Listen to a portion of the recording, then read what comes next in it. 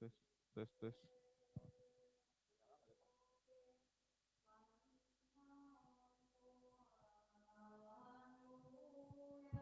tes tes tes tes tes tes tes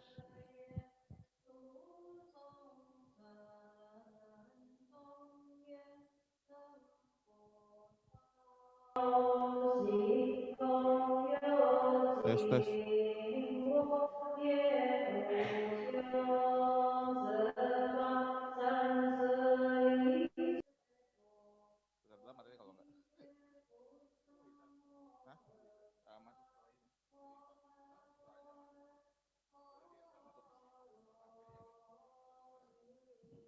Tes. Nah,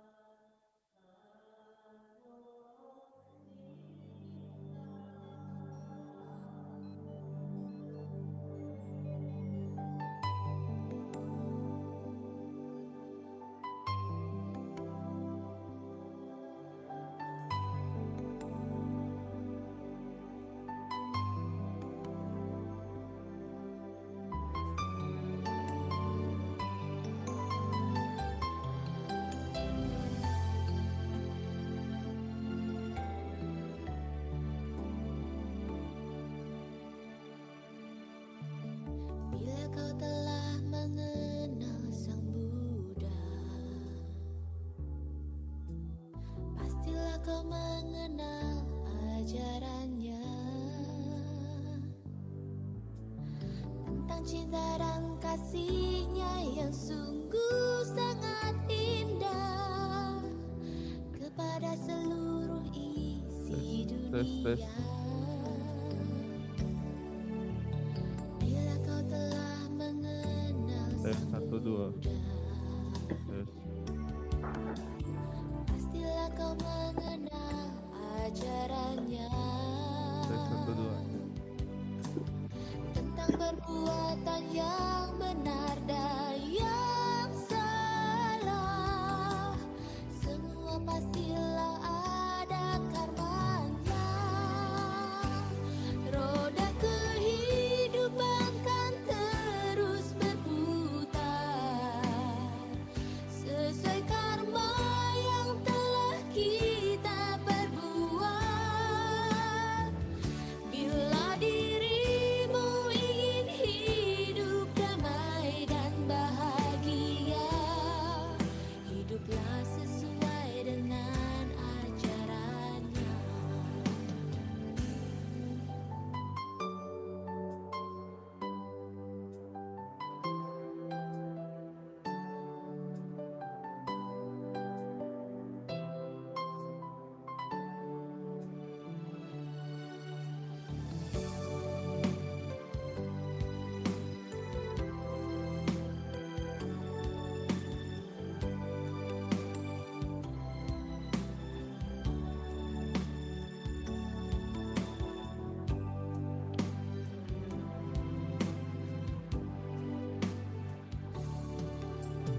Bila kau telah mengenal Sang Buddha,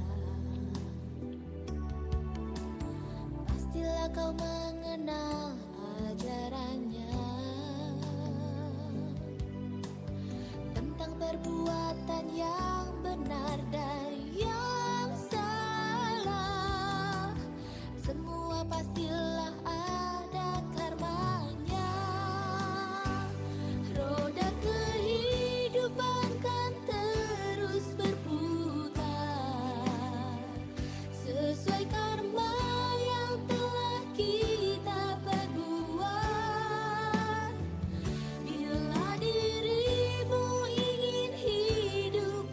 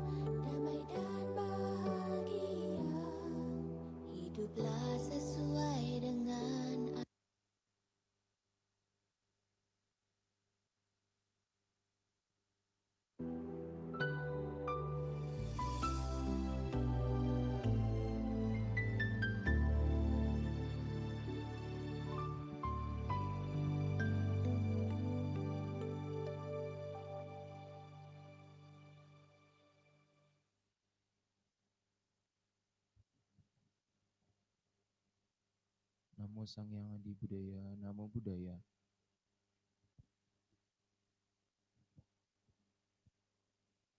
Marilah kita mulai kebaktian pada hari ini.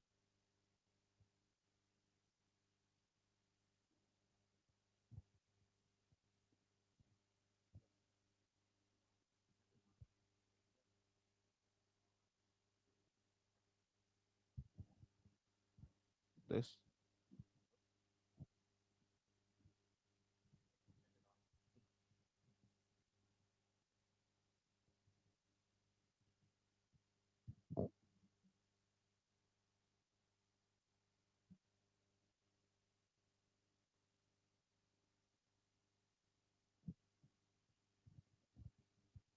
Namo Sang Hyang Adi Budaya, Namo Buddhaya. Marilah kita mulai kebaktian pada hari ini dengan gata pendupaan. Gata pendupaan.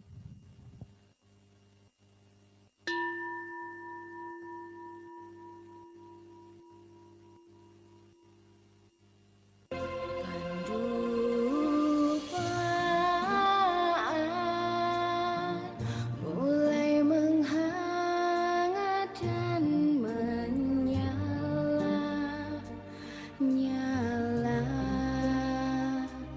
Dharma Datu, Dharma Datu, diliputi wanginya,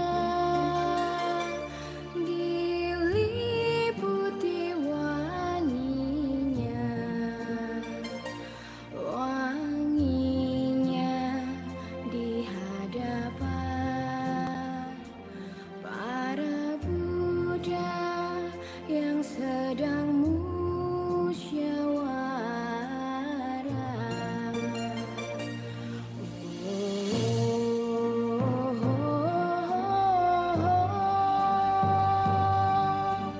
Awan kebahagiaan terbentuk di mana-mana saat pujianku telah berlimpah-limpah. Para Buddha menampakkan dirinya. Om Vajradupe Ahu, Om Vajradupe Ahu, Om Vajradupe Ahu.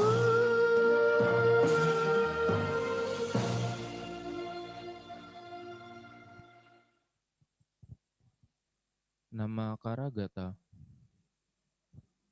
Bagawa Yama Suci yang telah mencapai penerangan sempurna. Aku bersujud kepada Buddha Sang Bagawa. Dhamma telah sempurna dibebarkan oleh Bagawa.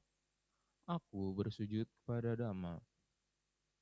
Sangga siswa Bagawa telah bertindak sempurna. Aku bersujud kepada Sangha. Arahang Sama Sambuddho Bhagawa Buddhang Bhagawantang Abhiwademi.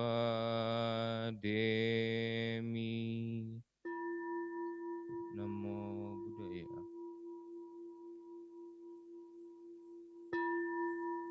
Swakato Bhagavata Dhammo Dhammang Namasami. Namo Dhammaya.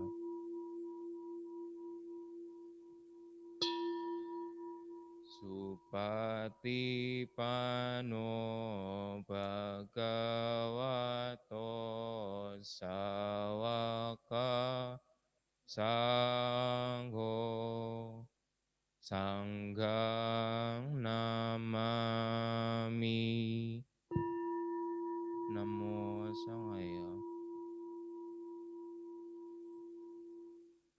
Wandana.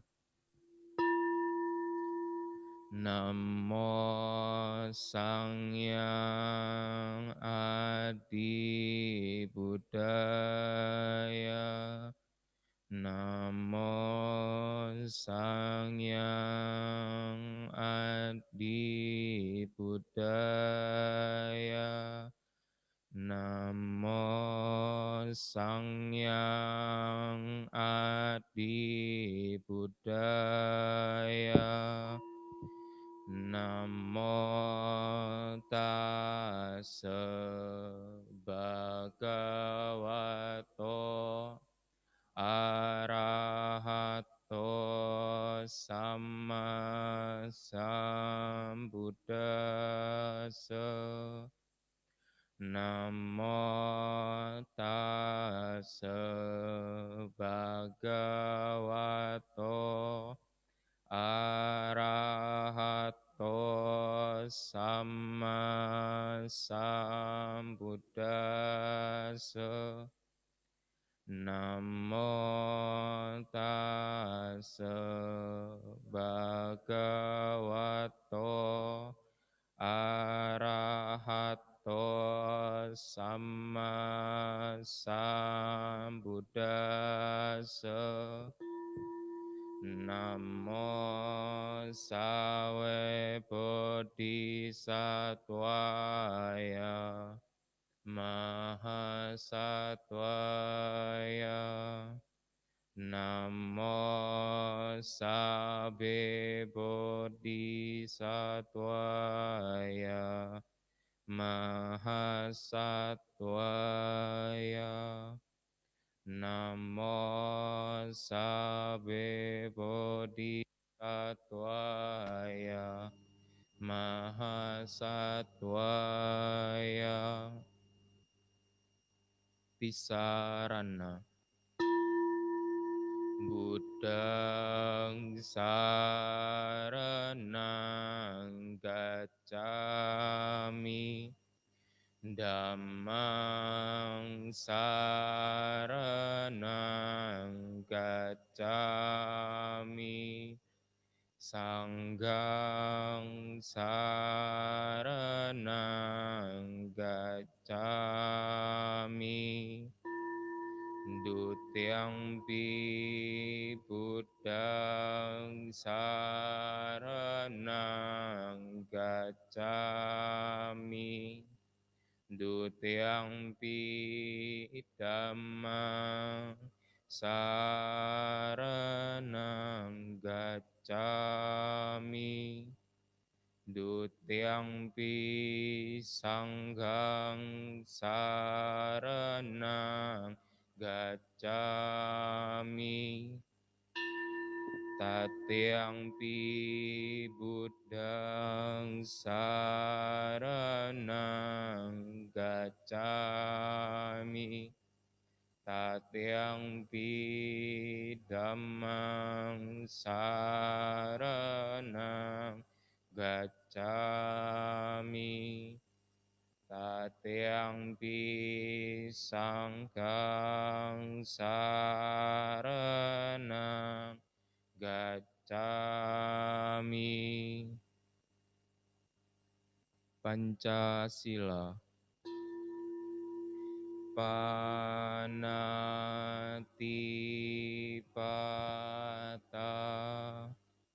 Weramani Sikkhapadang Sammadhyami. Adinadana. Weramani Sikkhapadang Sammadhyami. Kamesu micacara. Weramani Sikkhapadang Sammadhyami. Musa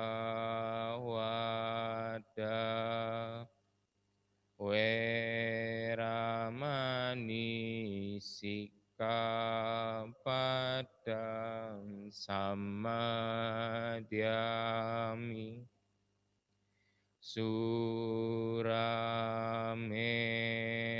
Surameraya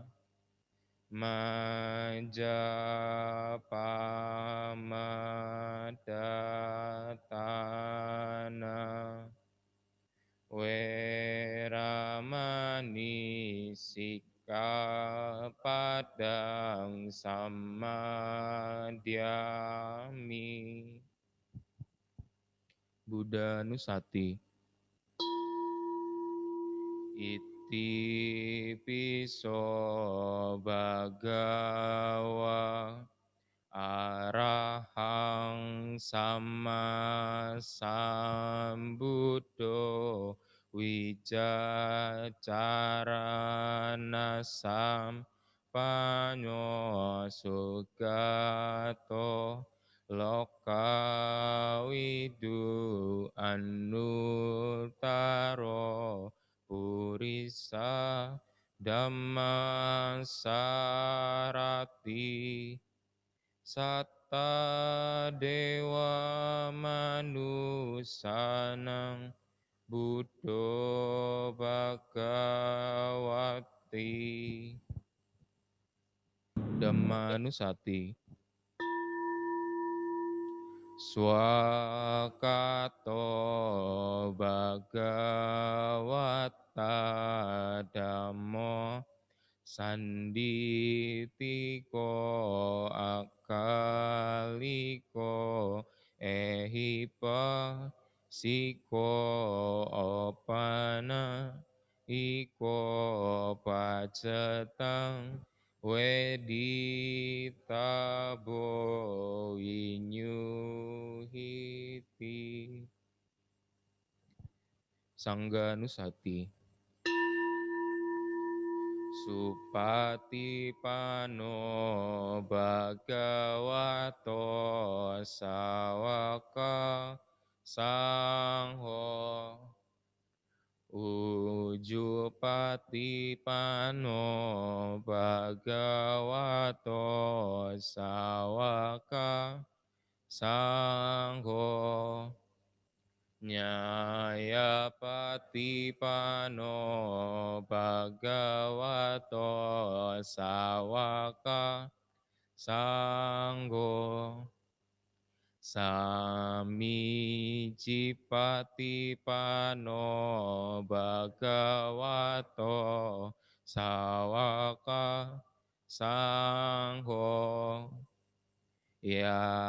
Yadidang cattari purisa yugani atta purisa pugala esa bhagavato sawaka sangho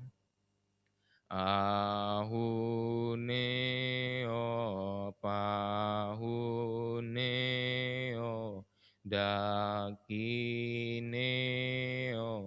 anjalikaraneo anuttara punyaketang lokasakti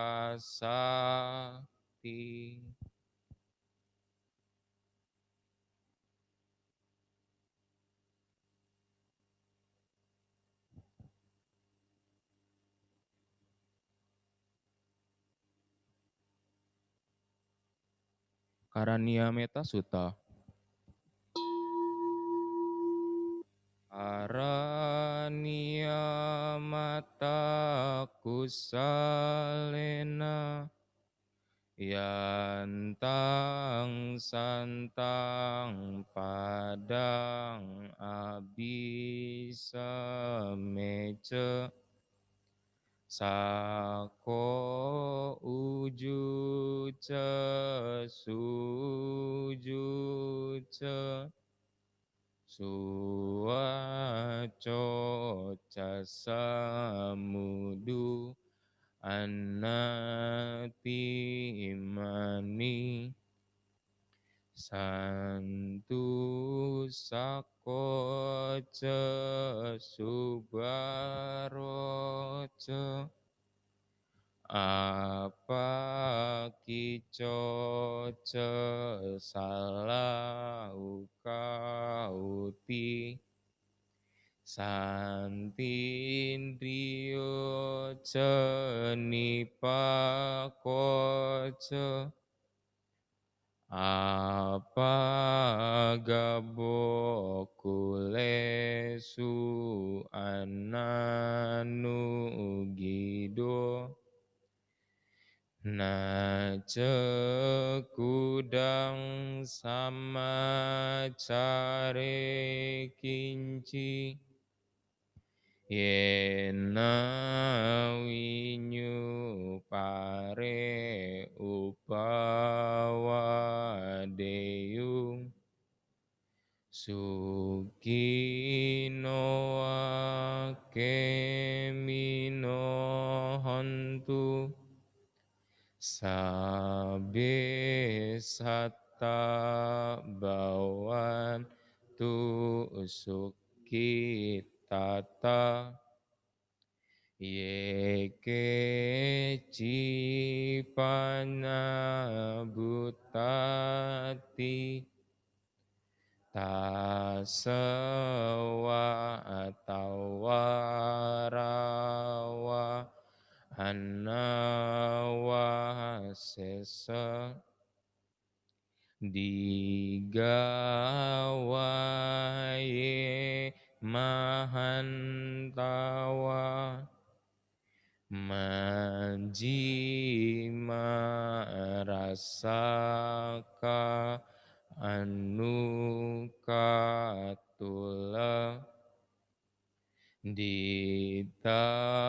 ditawaye wa adita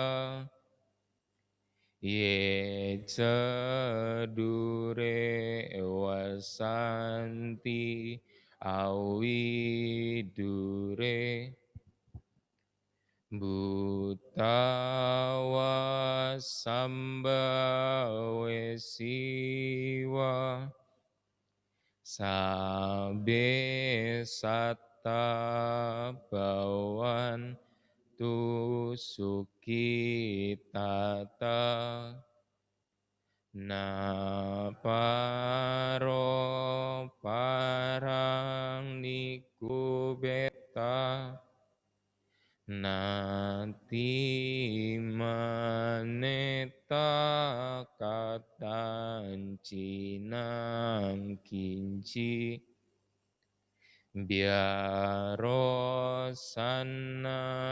patigasanya nanamanasa dukami cea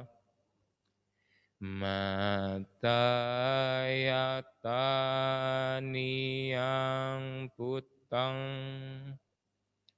ayusa eka putang manurake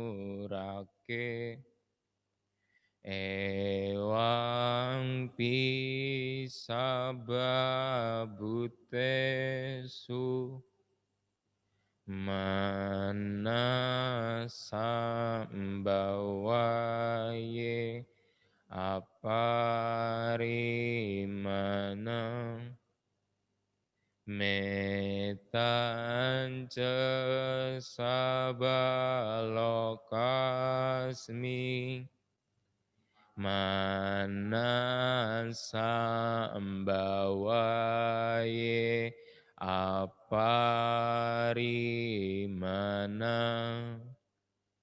udang ado cetirianca asam badang awerang asapatang titan carang nisinoa Sayanoa yawatasa wigatamido etang sating aditeya Brahmang etang wiharang idamahu ditince anupagama silawa dasanena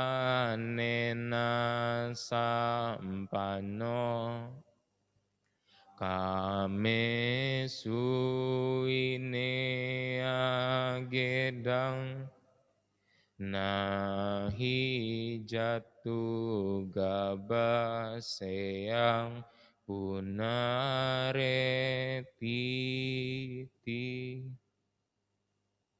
Setelah membacakan parita suci, marilah kita bermeditasi menurut objek masing-masing. Meditasi dimulai.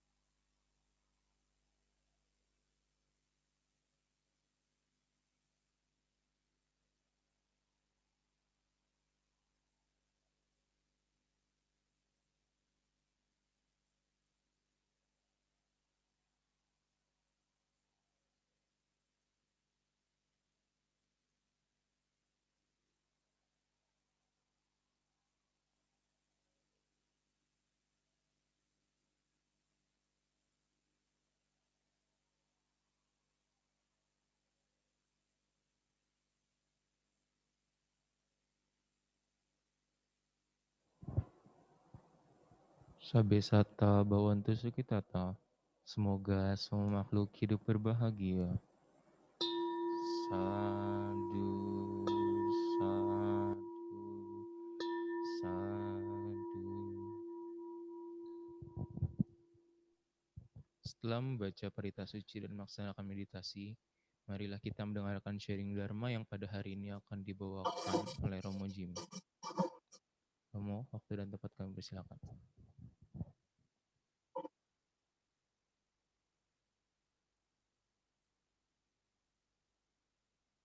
Selamat pagi, Namo Sang Hyang Adi Budaya, Namo Buddhaya. Senang sekali pagi ini kita bisa bersama-sama lagi melaksanakan kebaktian secara online ya.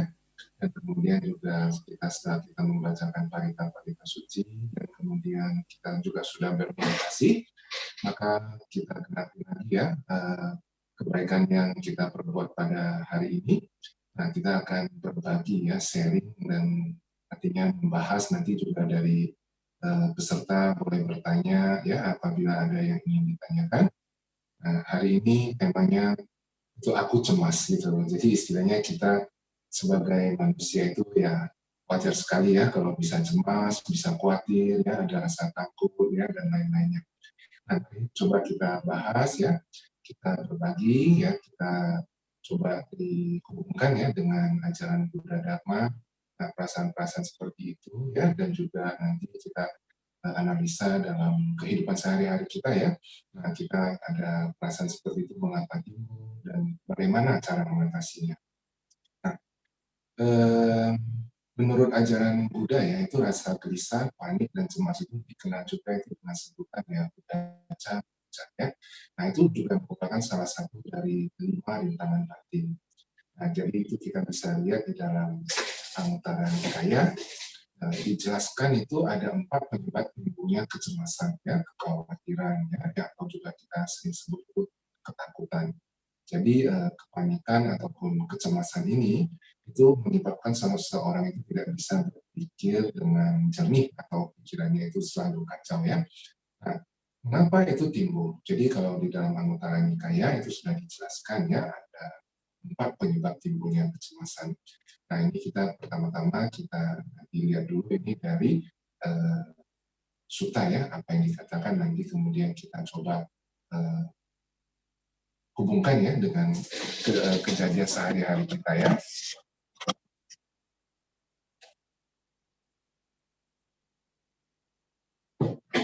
Baik, yang pertama itu kenapa kita bisa cemas atau kita itu bisa khawatir ataupun takut ya.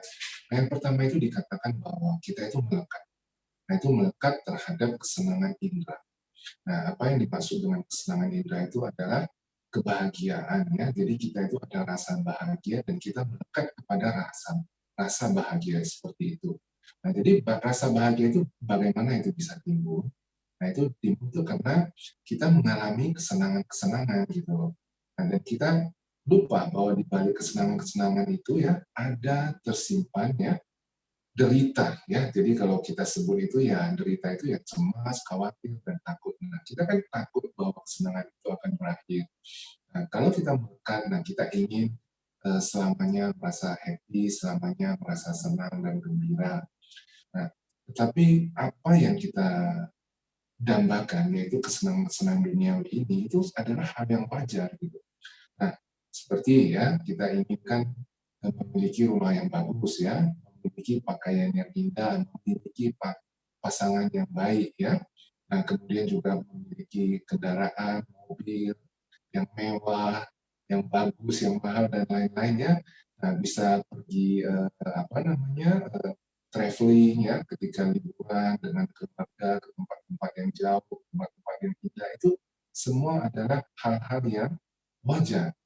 Nah, itu tidak wajar ketika kita melekat. Nah, jadi di sini dikatakan ya, nah banyak orang merasa takut pada saat mereka akan kehilangan kesenangan itu. Jadi biasanya kita juga kalau misalnya kita lagi pergi berlibur ya, nah kita misalkan kita pergi selama 1 minggu gitu ya, biasanya itu hari pertama sampai hari kelima itu kita bisa enjoy sekali menikmati liburan kita kan. Nah, ketika di hari ke-6, hari ke-7 kita udah tahu ya bahwa besok atau lusa kita udah akan kembali lagi. Nah itu udah mulai timbul tuh perasaan-perasaan yang kurang nyaman ya. Nah kita udah memikirkan nanti di rumah apa namanya pekerjaan yang sudah tertinggal selama 1 minggu, bagaimana nanti karyawan, bagaimana kondisi-kondisi di sekitar rumah kita di lingkungan pekerjaan kita, kita udah cemas. Jadi kita udah tidak terlalu enjoy lagi. Nah itu kenapa? Karena kita udah terlanjur melekat kepada kesenangannya, dan ketika kita mau berakhir ya, kita sudah mau selesai liburannya, nah kita udah mulai timbul cemas ya, khawatir, takut ya. Nah itu yang pertama tadi dikatakan kemelekatan terhadap nafsu kesenangan indera.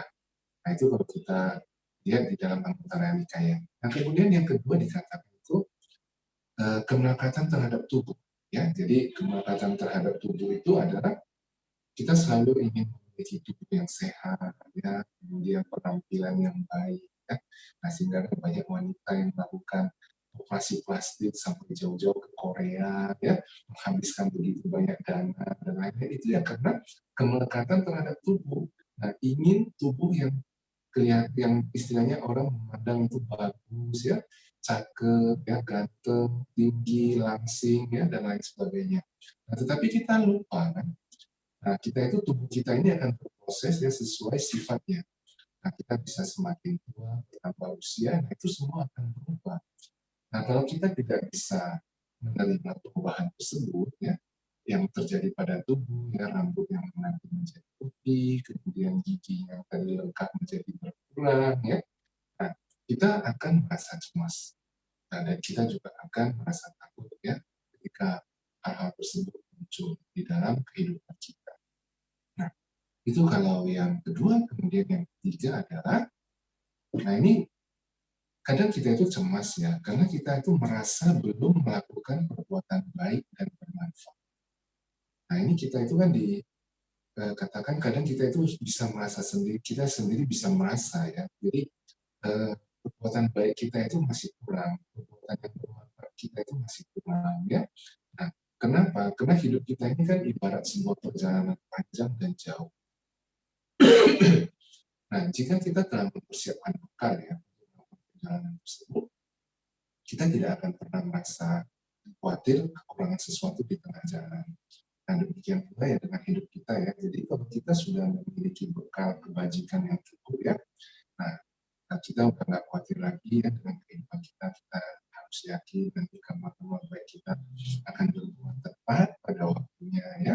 Nah, dan setiap hari kita rajin ya melakukan perbuatan baik, mengamalkan kabar-kabar baik yang baru, sehingga kita tidak mempunyai rasa takut bagaimana kehidupan kita ke depannya.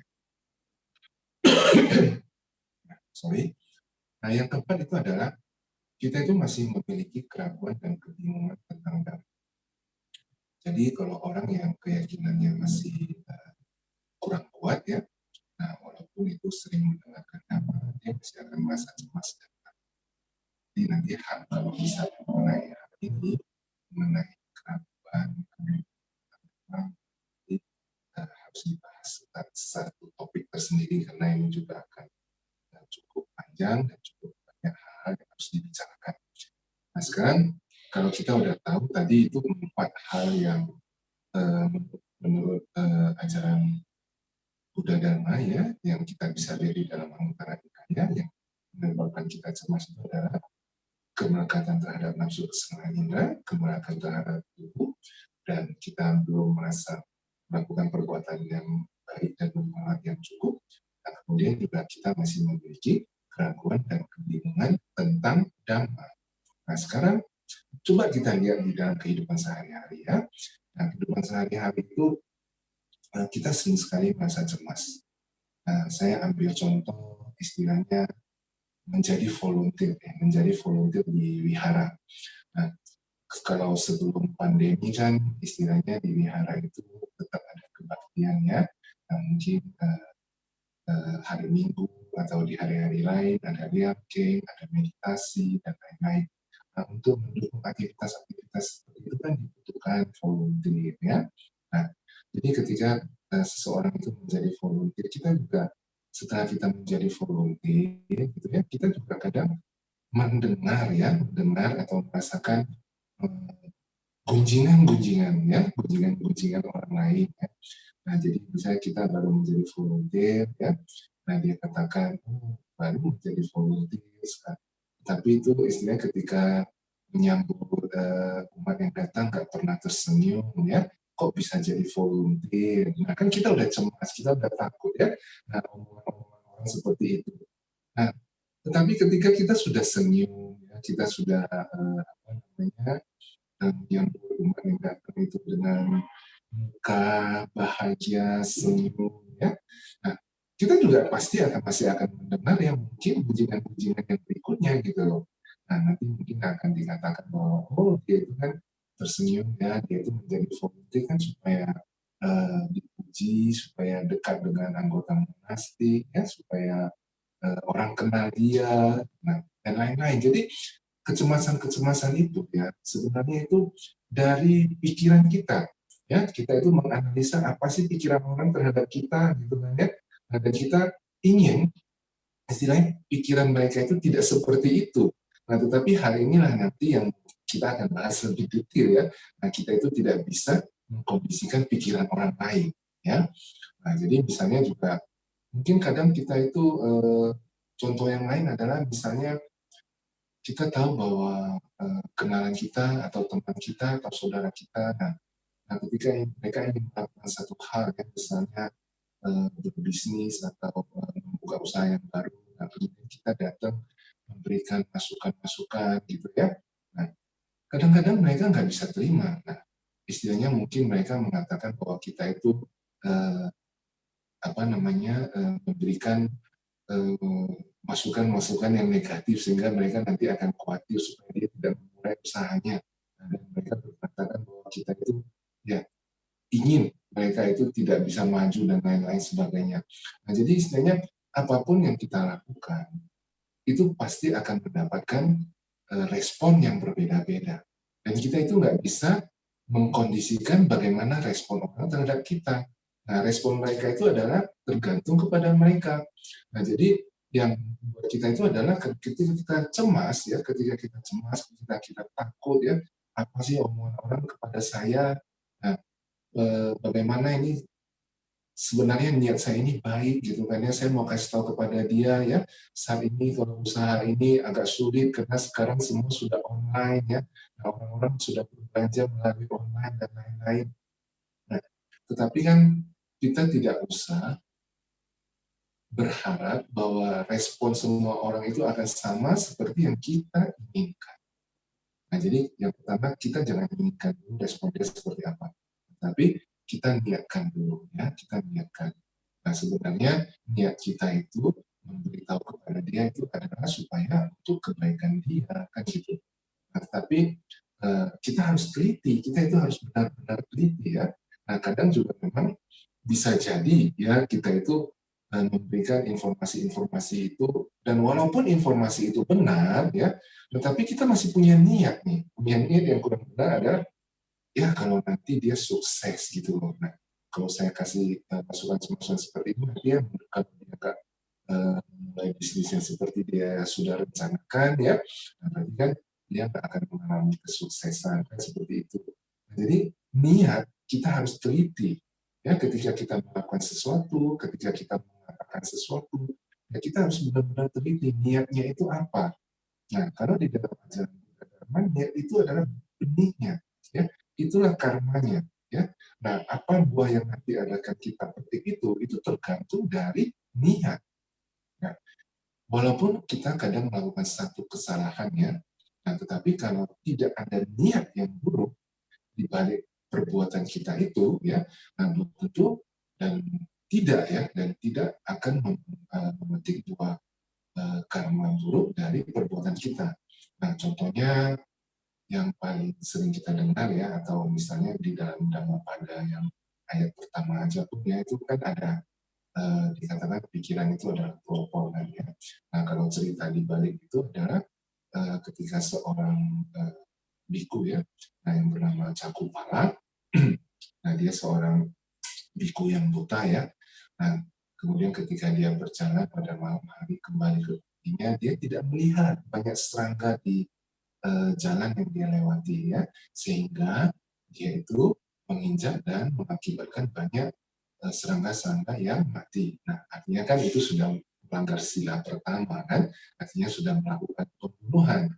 Nah, ketika biku-biku muda yang melihat hal itu ya, nah mereka melaporkan kepada Sang Buddha gitu loh. Bagaimana seorang biku yang sudah senior dan sudah seorang arahat gitu, masih bisa melakukan pembunuhan. Nah, kemudian Buddha mengatakan kepada biku-biku muda itu, bahwa Cakupala itu matanya buta. Nah, sehingga ketika dia melewati jalan itu, dia tidak punya niat ya untuk melakukan pembunuhan terhadap serangga-serangga itu karena dia kan tidak tahu ya dan dia tidak sadari bahwa dia sudah menginjak serangga-serangga tersebut. Nah, dengan kondisi seperti itu, Buddha menegaskan bahwa Cakupala itu ya tidak melakukan karma buruk atas pembunuhan yang telah dilakukan. Nah, jadi ini kita kembali kepada niat kita, ya. Nah, kemudian kita juga harus tahu ya bahwa kita itu sebagai manusia, kita itu nggak akan pernah lepas dari kondisi dunia ya. Nah, kondisi dunia ini, nah, loka damehi ya. Jadi kalau misalnya kita tadi kan membaca karangnya Metta Sutta hari ini ya. Nah, kalau ketika saat kita membaca Manggala Sutta ya, itu dalam salah satu ayatnya itu akan dikatakan Utasa loka damehi citanya sana kampati ya. Birajang asokan kemang eta mengalam utama. Ya, jadi itu loka damehi. Loka damehi itu adalah kondisi dunia. Nah, itu ada 8 kondisi dunia ini. Dan kita nggak akan pernah lepas dari kondisi itu. Ya, kondisi itu seperti apa? Yang pertama, suka, lawannya duka, ya, ini sudah 2. Kemudian untung, rugi, terkenal, tersisi, dipuji, dihina, ya, dicela. Jadi istilahnya kalau kita itu dicela, ya, nah, walaupun kita sudah baik, ya itu memang kondisi dunia, ya kan? Nah, kita nggak akan lepas dari hal-hal seperti itu. Nah, kita bisa mendapatkan keuntungan, kita juga bisa mendapatkan kerugian, ya. Nah, kita bisa terkenal, tapi kita juga bisa tersisih, ya. Nah, banyak orang terkenal, ya, banyak pejabat, banyak selebriti. Nah, ketika mereka juga bisa melakukan hal yang salah, ya kan? Nah, istilahnya menjadi masuk penjara, kemudian nama baiknya tercoreng dan lain-lain, ya. Nah, itu adalah loka damehi, ya, kondisi dunia. 8, Buddha udah mengatakan seperti itu, ya. Nah, itu kita nggak bisa lepas dari situ. Jadi setiap orang kita itu dicela, kita itu dihina, ya. Nah, itu udah apa namanya alami, ya. Memang itulah kondisi dunia yang akan kita hadapi. Nah, kemudian pertanyaannya bagaimana cara kita mengatasi ya 8 kondisi dunia ini kan gitu. Nah, bagaimana cara kita mengatasinya itu yang dikatakan kan tadi ya asokan birajang kemang ya di dalam ayat tersebut dikatakan seperti itu. Nah, asokan itu artinya ya tidak sedih, tidak tergoyahkan ya. Nah, kita tahu ya. Nah, ketika kita apa namanya kehilangan sesuatu misalnya ya. Nah, kehilangan sesuatu itu kan kita rugi kan ya. Nah, kita misalnya mengalami hilang dompetnya hilang kan gitu. Nah, kita mengalami kerugian. Nah, bagaimana caranya? Salah satu yang tadi pertama dikatakan itu adalah asokan ya. Asokan itu berarti nggak tergoyahkan, kita tahu kita tidak melekat ya kepada apa isi dompet itu ya, mungkin uang dan lain-lain ya. Nah, kita juga istilahnya tahu bahwa ya itu ya kita harus urus kembali kan gitu. Nah, kemudian birajang ya, birajang itu nah setelah kita mengalami hal tersebut ya kita nggak perlu marah gitu loh. Nah, kita itu nggak perlu marah. Nah, kenapa kita nggak perlu marah? Nah, kita harus tahu ya, nah itu sudah hilang kan gitu. Nah, kalau sudah hilang dan kita tidak melekat ya, nah, dan kita tidak perlu marah. Nah, di Birajang kita nggak perlu marah. Nah, jadi misalnya seperti tadi contoh yang jadi volunteer ya. Nah, ketika kita dikatakan, oh itu jadi volunteer kan supaya cari muka kan gitu ya. Nah, kita tahu ya bahwa kita itu sudah dicela kan. Nah, bagaimana tadi kita kan tenang batinnya tidak tergoyahkan. Yang kedua itu adalah birajang ya. Birajang tiada marah. Kita itu tanpa noda, kita jangan mau terpancing lagi kan gitu. Nah, kita menganggap ya dicela itu adalah karma buruk yang berbuah, ya. Nah, itu karma buruk yang berbuah. Nah, kenapa kita harus menanam karma buruk yang baru? Ya kan, kalau kita itu marah, pikiran kita itu marah, itu artinya kita sudah menanam karma buruk yang baru. Ya. Nah, ketika kita dicela, kita terima dan kita jangan marah. Nah, itu wilajeng, ya. Nah, jadi jangan mau karena kita dicela dan kita melayani kemarahan orang, celaan orang. Nah, mungkin juga sudah pernah kan dengar cerita ketika Sang Buddha sendiri ketika dia pernah dihina, dicela ya oleh seorang brahmana yang datang ke hadapan beliau ya, dan dengan istilahnya penuh kemarahan gitu ya, menghina, mengata-ngata, berkata-kata yang kasar, berkata-kata yang buruk ya, dan bahkan meludah ya kan di depan Sang Buddha gitu. Nah, apa yang dilakukan Sang Buddha ya? Beliau tidak melayani ya, beliau tidak membalas ya, dan beliau tidak marah kepada brahmana tersebut gitu. Malah murid-muridnya yang marah ya, Ananda dan lain-lainnya itu mereka marah melihat gurunya diperlakukan seperti itu. Nah, melihat kemarahan muridnya itu, Sang Buddha malah mengingatkan kepada murid-muridnya ya. Nah, mengingatkan seperti apa ya? Nah, dia mengatakan kepada memberikan perumpamaan kepada murid-muridnya itu adalah seperti begini. Nah, kalau seseorang itu memberikan kado, ya, memberikan hadiah kepada kita, nah, kemudian hadiah itu kita tidak terima, ya, hadiah itu masih milik siapa? Nah, hadiah itu belum milik kita, ya, karena kita tidak terima. Nah, jadi hadiah itu masih milik yang pemberi. Nah, jadi istilahnya dia mengumpamakan ya, memberikan perumpamaan bahwa kemarahan itu jangan jadi milik kita gitu loh. Nah, kalau kita tidak melayani, kalau kita tidak merespon dengan kemarahan juga ya, nah kemarahan itu adalah milik orang yang marah gitu loh. Nah, biarkan itu tetap miliknya dia dan kita jangan menjadi marah juga. Ketika kita marah juga artinya kemarahan itu menjadi milik kita dan dalam pikiran kita yang penuh amarah tersebut kita sudah menanam benih karma buruk yang baru. Nah, kemudian juga bagaimana kita bisa melakukan hal seperti itu ya. Nah, hal seperti itu kita akhirnya tadi pasokan, wilajeng ya. Nah, kita tahu bahwa kita nggak perlu menekan dan kemudian kita tidak perlu respon dengan hal yang buruk juga ya. Nah, ketika kita mengalami hal yang buruk, nah itu yang ketiga yang ketiga di pasokan wilajeng kemah. Kemah itu artinya penuh damai, kita itu tenang ya, seimbang ya. Nah, hal itu bisa kita lakukan adalah dengan berlatih. Nah, ketika mungkin pertama kali ya, kita kan belum menjadi seorang Buddha kan ya. Nah, mungkin pertama kali kita dimarahin ya, menerima kata-kata kasar, kita masih bisa marah, ya kan? Nah, kemudian seiring ya, kita sudah mendengarkan ajaran Buddha Dharma, kemudian kita juga sudah bertemu dengan sering dengan hal-hal tersebut, nah kita baru tahu kalau seperti itu saya berkali-kali kan. Nah, kemudian mungkin pertama kali kita masih ada kemarahan, kedua kali ada sedikit kemarahan ya. Nah, kemudian setelah 3 kali, 4 kali kita sudah tahu kita nggak perlu marah, kita nggak perlu merespon dengan hal yang buruk juga ya. Nah, kemudian ini kan dalam kehidupan sehari-hari, kemudian kita coba ya mengapa sih, apa sih objek kecemasan itu ya? Nah, objek kecemasan itu sebenarnya apa gitu loh?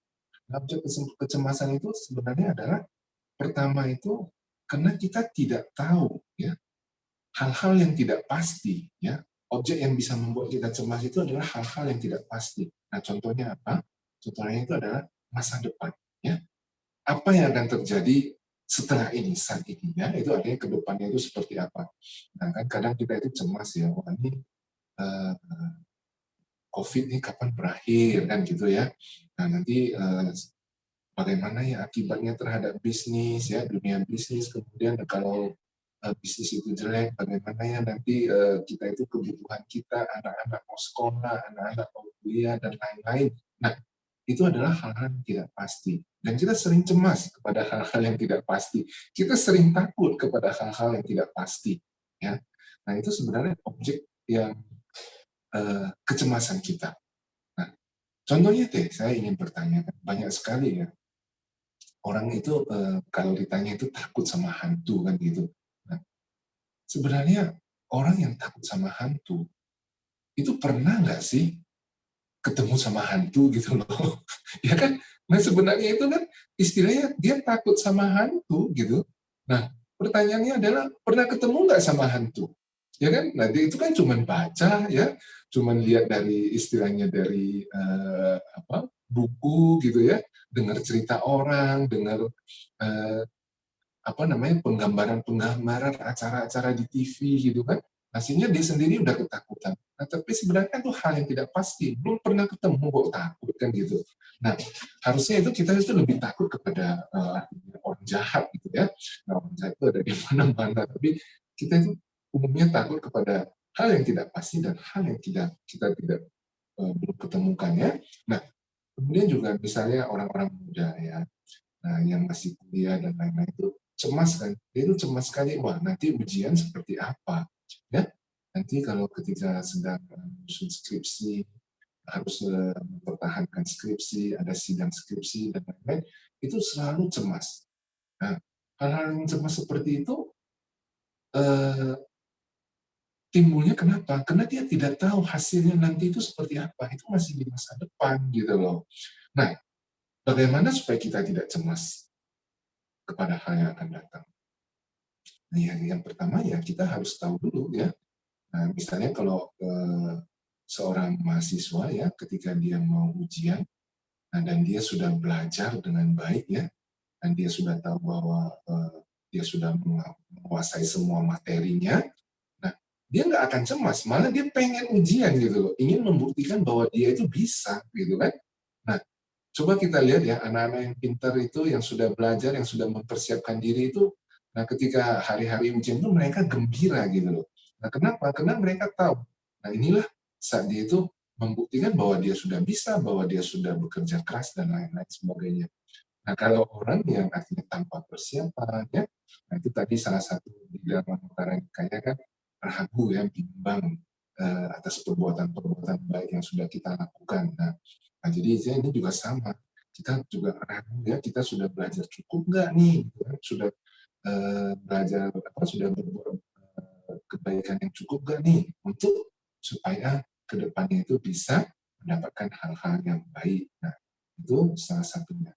Nah, dan kedua, kita jangan lupa ya. Kecemasan ini tadi kan aku di awal itu saya katakan bahwa tema kita hari ini adalah aku cemas kan gitu ya. Nah, selain cemas ada kata aku gitu loh. Nah, jadi sebenarnya kecemasan itu dengan kata aku ya, aku cemas ya. Nah, cemas itu sering sekali, bukan sering sekali, itu selalu berrelasi ya, berhubungan dengan aku gitu. Nah, kalau itu tidak berhubungan dengan aku, kita nggak akan cemas. Jadi contohnya apa nih? Nah, contohnya misalnya begini. Nah, ini kan banyak sekali di masa-masa pandemi seperti ini, orang-orang kan pada suka melakukan olahraga sepeda ya, populer sekali kan. Nah, itu semua lagi banyak suka bersepeda, apalagi di hari Minggu seperti hari ini kan ya. Nah, beberapa waktu yang lalu, nah itu tetangga saya itu dia itu seorang yang hobi bersepeda juga ya, jadi dia pada hari Minggu pagi ya, sudah persiapan, kemudian dia melakukan aktivitas bersepeda dengan teman-temannya gitu. Nah kemudian ketika sedang melakukan aktivitas sepeda itu dan mungkin pada mereka saat beristirahat kan biasanya kalau sudah bersepeda itu ya nongkrong, minum kopi dan lain-lain sebagainya ya, duduk. Nah kemudian anaknya telepon. Nah ketika anaknya itu telepon, mengabarkan kepada papanya seperti ini, "Pak, itu mbak kita ya, dia lagi belajar naik motor dan masuk selokan," kan gitu. Nah, respon dari papanya itu adalah apa? Ya sudah, ya udahlah nggak apa-apa lah, ini papa lagi nanti kalau pulang kita baru lihat seperti apa, kan seperti itu. Nah, ketika tidak terkait dengan dia itu masih istilahnya masih bisa mengatakan nggak apa-apa kan gitu. Nah, dan dia merasa dia nggak punya motor, ya kan? Nah, kalau pembantunya yang belajar naik motor itu pasti motor tetangga atau motor teman pembantu tersebut, Dan kalau masuk selokan itu urusan si pembantu kan gitu. Sehingga dia bisa dengan ringannya mengatakan, ya nggak apa-apa nanti tunggu Bapak pulang dulu aja, nanti kita baru lihat gimana. Nah kemudian kalimat berikutnya, nah ini yang akan membuat dia langsung merasa cemas ya.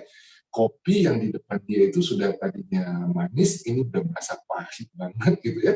Dan dia ingin segera meninggalkan kumpul-kumpul tersebut ya dengan teman-teman. Dia ingin segera pulang. Nah satu kalimat saja, satu kalimat dari anaknya mengatakan, Mbak itu sebelum jatuh nabrak mobil papa. Nah ini kan satu kalimat ketika sudah berhubungan dengan apa yang aku punya, aku ya, mobilku ya, langsung cemas, langsung khawatir, ya kan? Dua hal yang pertama, ya artinya baknya itu jatuh, ya kan? Nah dia nggak apa-apa, nanti aja tunggu saya pulang kan gitu. Tetapi ketika dia mendapatkan informasi bahwa sebelum jatuh itu nabrak mobilnya, ya mobilnya aku kan gitu, semua hal berubah. Pikiran itu membawa dia timbul kecemasan yang luar biasa. Apalagi itu masih mobil baru, kan seperti itu. Nah, jadi kita harus merasa ya, dan kita harus tahu bahwa kecemasan itu selalu ada terkait dengan aku, ya kan? Nah, tadi kalau dikatakan kecemasan, kepanikan itu salah satu rintangan, ya. Nah, ini sebenarnya keakuan ini juga salah satu belenggu ya. Nah, kalau nanti kita belajar atau kita membaca bagaimana kita bisa mencapai tingkat kesucian ya. Nah, itu kita kan harus melepaskan begitu banyak belenggu ya, 10 kan. Nah, yang pertama itu adalah kita itu nggak tahu konsep anatta tanpa aku kan gitu. Nah, kita itu selalu masih sukanya aku, dan aku itu selalu bisa memicu hal-hal yang kurang baik. Nah, sekarang nih istilahnya tadi kan kita udah tahu aku ya, mobilku kena tabrak ya, sehingga aku sekarang khawatir, aku sekarang pengen pulang ya kan. Nah jadi kita harus banyak belajar ya, artinya yang tadi kita cemas. Nah sekarang kita tahu cemas itu berkaitan dengan aku ya, berkaitan dengan kita ya kan. Nah sekarang kita itu kadang juga yang tadi itu adalah mobilku ya kan. Nah ketika itu berkaitan dengan mobilku, saya cemas, saya khawatir ya kan. Nah kemudian adalah yang tadi kalau mobilku, nah kita juga ada aku yang lain, itu adalah posisi ya. Nah posisi itu seperti apa? Contohnya kan sebagai suami, sebagai istri, sebagai ayah, sebagai anak, sebagai ibu ya, sebagai tetangga, itu adalah posisi. Dan kadang posisi aku ini itu sering sekali mengakibatkan kita itu cemas ya, dan mengakibatkan kita itu marah. Nah, artinya contohnya nih ya, istilahnya ketika kita mengatakan dan kita tahu bahwa posisi kita itu adalah seorang guru misalnya, saya itu guru kan gitu. Nah, misalnya kemudian kita lihat murid-murid kita itu artinya kadang mereka itu tidak mendengarkan ketika kita sedang mengajar dan lain-lain ya. Nah, kita merasa bahwa kita itu guru, ya kan? Yang artinya kalau kita sedang berbicara, murid-murid itu harus memperhatikan. Posisi saya sebagai guru, murid-murid tidak memperhatikan, ya kan? Nah, kita itu cemas. Kenapa dia nggak memperhatikan atau dia sedang ngapain atau kita khawatir, dan itu nanti akan memicu ke berikutnya itu adalah kemarahan, ya kan? Nah, posisi aku sebagai seorang suami, ya kan? Posisi aku sebagai seorang istri itu sering sekali kalau kita harus mengatakan posisi sebagai seorang suami itu harus begini, begini, begini, begini, seorang istri itu harus begini, begini, begini, begitu, ya kan? Nah itu nanti akan menimbulkan banyak hal-hal yang bisa memicu kemarahan, ya, kepanikan, ya kan? Nah ini cemas, panik, marah itu adalah beda-beda tipis yang nanti akan memicu ya, dari cemas. Nah nanti dari marah bisa memicu kepanikan dan lain-lain. Jadi ini adalah lingkaran yang artinya dekat sekali, dan itu adalah hal-hal negatif ya, yang akan selalu berganti-gantian muncul di dalam pikiran kita.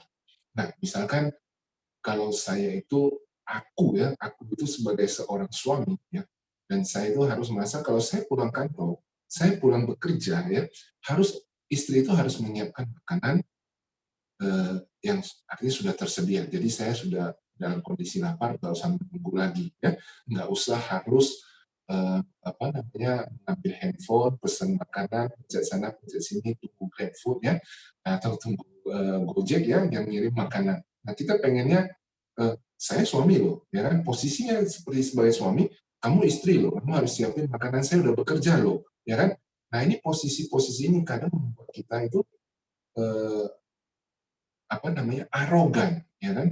Nah, atau juga kita merasa harus seperti ini, harus seperti itu. Padahal kan tidak mesti seperti itu, ya kan? Nah, jadi contohnya yang tadi, kita pulang bekerja sebagai seorang suami, kita ingin istri ada di rumah, kita ingin istri sudah menyiapkan makanan, ya kan? Nah, ketika itu tidak terjadi, nah kita marah, ya kan?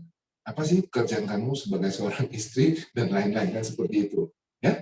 Nah, begitu juga dengan seorang istri ya, artinya dia juga kamu itu sebagai seorang suami, masa hal-hal seperti ini ya, misalnya artinya mengantarkan istri pergi berbelanja dan lain-lain gitu kan. Nah, itu sering dikomplain kan gitu ya, kurang perhatian dan lain-lain. Nah, itu karena posisi kita merasa harus begini, harus begitu, itu menimbulkan kemarahan. Nah, kemudian bagaimana caranya supaya kita tidak menimbulkan ketika kita mengalami hal-hal seperti itu? Ya positive thinking, ya kan? Memang saya sebagai seorang suami, memang saya sebagai seorang istri, memang saya sebagai seorang ayah, memang saya sebagai seorang ibu. Nah, tetapi ketika kita mendapatkan perlakuan-perlakuan yang tidak begini, tidak begitu, seperti yang kita inginkan, kita itu tidak marah, ya kan? Kalau kita bisa positive thinking. Nah, saya pulang ke rumah tidak ada makanan, ya. Saya kalau positive thinking, malah saya akan berpikir, wah, ini istri pasti lagi sibuk sekali, ya kan? Kasihan bau ya. Nah, kemudian dia pasti tadi sedang banyak kegiatan, ya, atau mungkin kurang enak badan dan lain-lain. Malah kita harus istilahnya mengatakan hal-hal yang baik. Kamu ada apa, ya kan?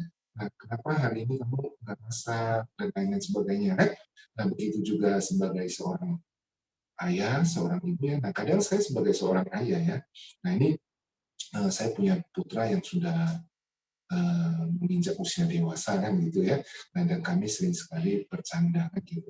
Nah, tetapi kan kadang kalau orang lain yang melihat ya, orang lain yang melihat kan, nah istilahnya mereka itu bisa mengatakan bahwa anak saya itu kurang ajar kan gitu. Ya kan? Nah, ketika kita mengatakan kurang ajar, itu di dalam pikiran kita itu sudah marah, artinya karena sudah tidak harusnya begitu kan gitu. Nah, tetapi kan saya sebagai ayahnya itu saya mengerti itu dalam konteks bercanda. Nah, contohnya apa? Ya kan? Nah, contohnya ketika pandemi begini kan kita nggak punya pembantu ya. Nah, misalnya kalau sedang kita habis makan kan gitu, nah kita bagi-bagi tugas, nah, dan kadang saya mencuci piring dan lain-lain.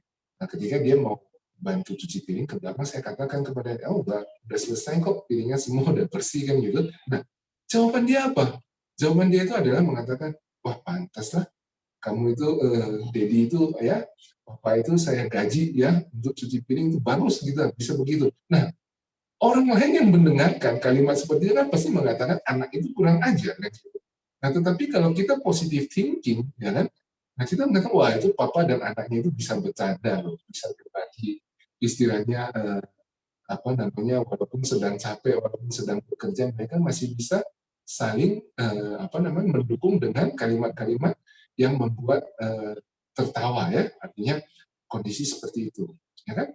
Nah kadang kita juga artinya sebagai seorang istri misalnya ya, nah kita lihat suami kita pulang ya, tiap sudah seminggu ini dia itu pulang telat kan gitu. Nah yang akan timbul pertama kan ada dua ya, kalau kita itu negatif, wah ini lemburnya beneran lembur nggak nih? Atau pergi ada simpanan nggak nih? Gitu kan, dan lain-lain kan. Nah, atau yang tadi, kalau kita tadi pikirannya seperti itu nanti akan men-trigger kita, ya, akan mendorong kita itu melakukan hal-hal yang tidak baik berikutnya, ya. Nah, oh, ini saya harus cek nih ke kantornya nih. dia itu benar-benar lembur apa enggak nih? Masa sih udah 1 minggu pulangnya setiap hari itu sampai jam 8 lewat kan gitu. Nah, nanti setelah tidak bisa cek ke kantornya kan gitu. Nah, wah ini saya harus pergi sendiri nih. Saya harus lihat nih dengan mata kepala saya sendiri dia benar nggak lembur, ya kan?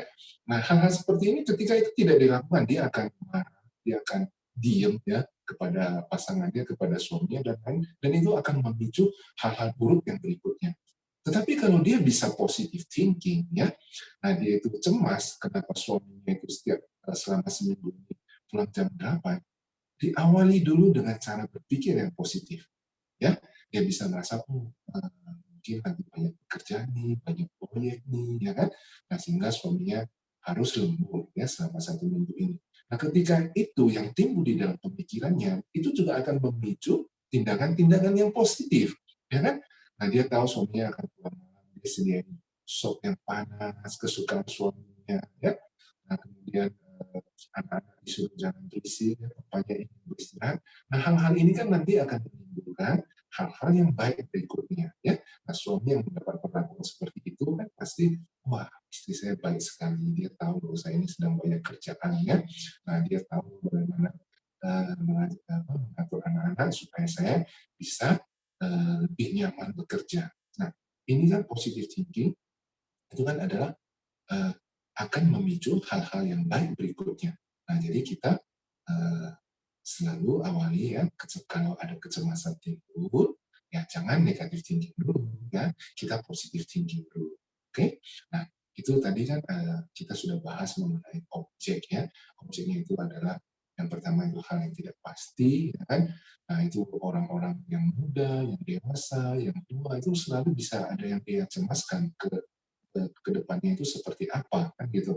Nah itu hal yang tidak pasti. Nah dan itu kecemasan itu dipicu oleh tadi ya aku ya terkait dengan aku ya. Nah aku yang harus ujian ya, jadi saya cemas. Ya kan kalau orang lain yang ujian ya saya nggak perlu cemas kan seperti itu ya. Nah kemudian mobilku yang ditabrak ya, mobilku yang penyok kan gitu. Kalau mobil orang lain ya saya nggak perlu cemas. Nah, nah kenapa ada aku itu ya kita merasa kan itu posisi ya, posisi itu saya sebagai ini, saya sebagai itu ya. Ini milikku ya, ini punya saya, ini adalah keluarga saya ya. Nah kalau misalnya anak orang lain yang terjatuh, anak orang lain yang tidak naik kelas, yaitu anak orang lain, saya nggak cemas, ya kan? Nah jadi ini semua terkait dengan aku ya. Nah posisinya aku dan kondisinya aku ya. Nah kemudian ada satu hal ya, ada satu hal yang selalu membuat kecemasan ya. Nah ini kecemasan ini ya istilahnya itu adalah kita itu cemas setelah meninggal kita akan lahir di mana, ya kan?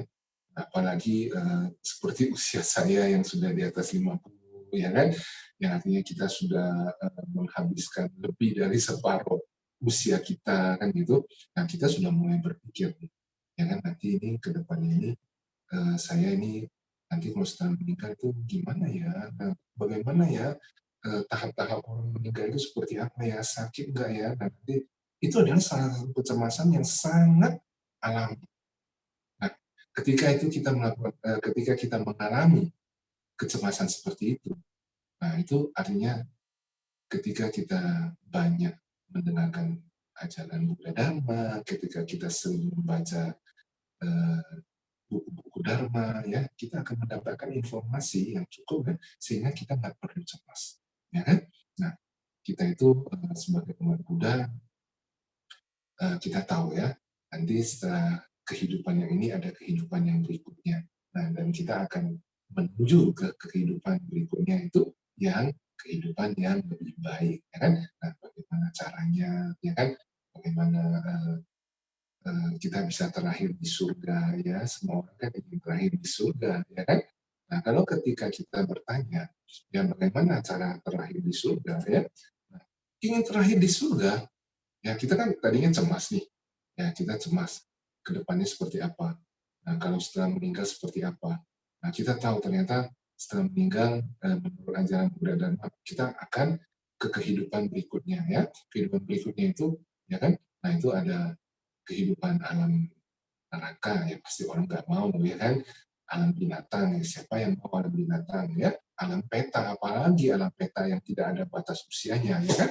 Nah, alam asura dan lain-lain. Alam asura. Jadi ini 4 alam yang pasti kita nggak mau, ya kan?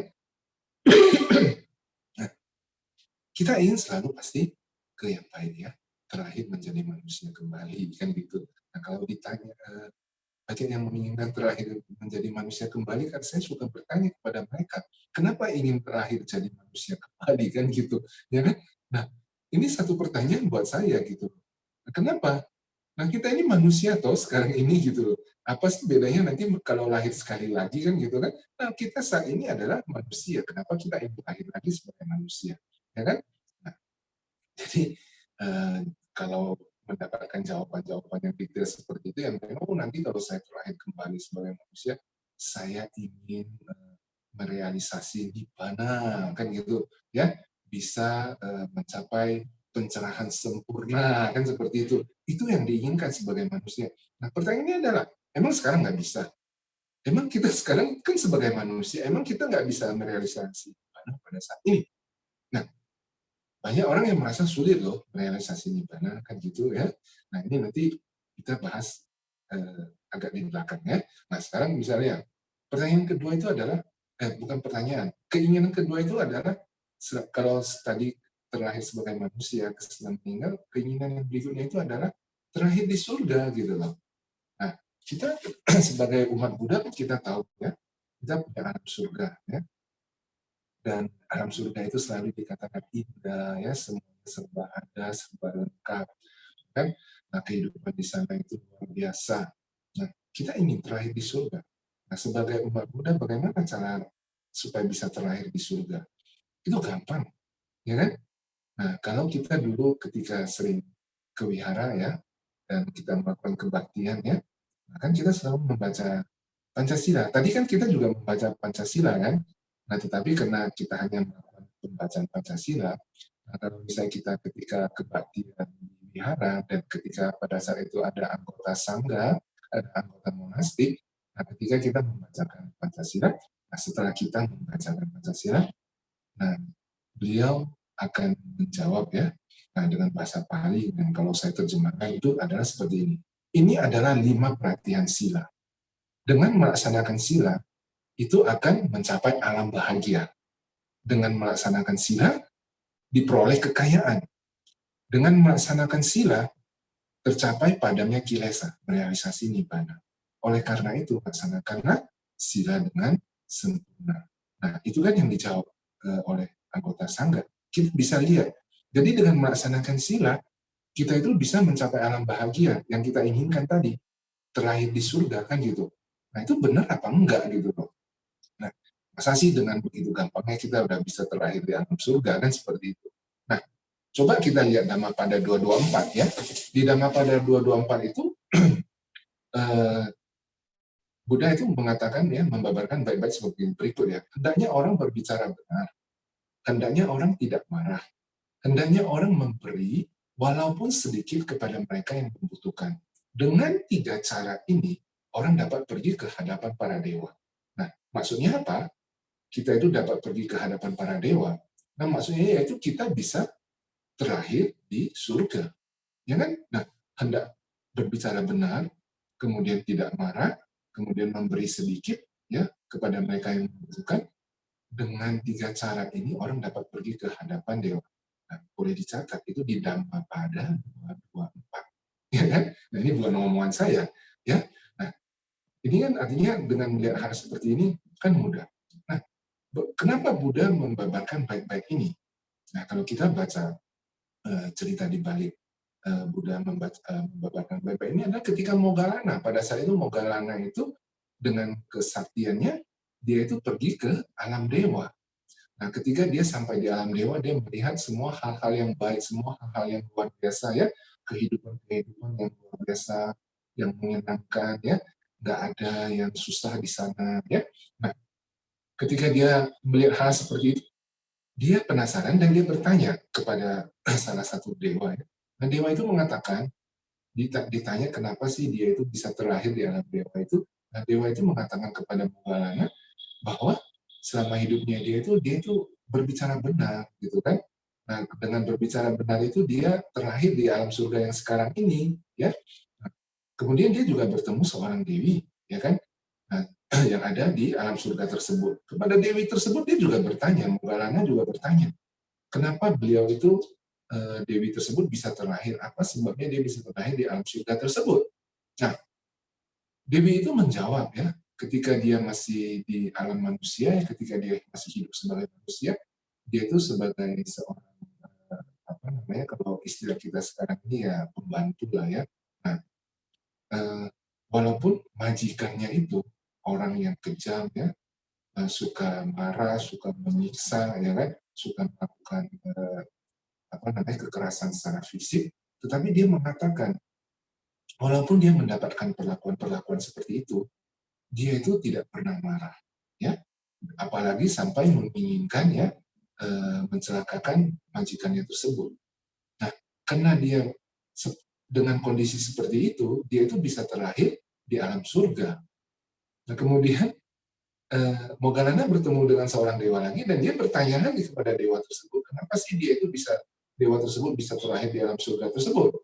Nah, dewa tersebut juga mengatakan dia itu hanya melakukan hal-hal kecil ya, artinya tidak berdana secara luar biasa, tetapi dia hanya memberikan makanan atau buah tebu ya, atau buah-buahan ya, sedikit atau buah kepada orang-orang yang membutuhkan, kepada apa anggota sangha, kan seperti itu pada zaman itu. Nah, dengan melakukan hal-hal seperti tersebut, dia terlahir di alam surga. Nah, Moggallana, walaupun dengan kesaktian yang luar biasa, dia bisa pergi ke alam surga, berbicara dengan dewa. Nah, ketika menerima jawaban-jawaban seperti itu atas pertanyaan beliau, mengapa mereka bisa terlahir di alam surga, dia sendiri juga masih penasaran. Nah, sehingga ketika dia kembali dan bertemu dengan Buddha, dia bertanya kepada Buddha, ya kan? Dia bertanya kepada Buddha, apakah mungkin ya hanya melakukan hal-hal kecil tersebut mereka-mereka itu bisa terlahir di alam dewa. Kemudian Buddha mengatakan kepada Buddha, anakku, ya, bukankah kamu sudah mendengarkan sendiri? Kamu sendiri kan sudah mendengarkan mengapa mereka itu bisa terlahir di alam surga. Nah, mengapa kamu masih kurang percaya? Nah, dan kemudian Buddha baru membabarkan baik ini. Hendaknya orang berbicara hendaknya orang berbicara benar, hendaknya orang tidak marah, hendaknya orang memberi walaupun sedikit kepada mereka yang membutuhkan.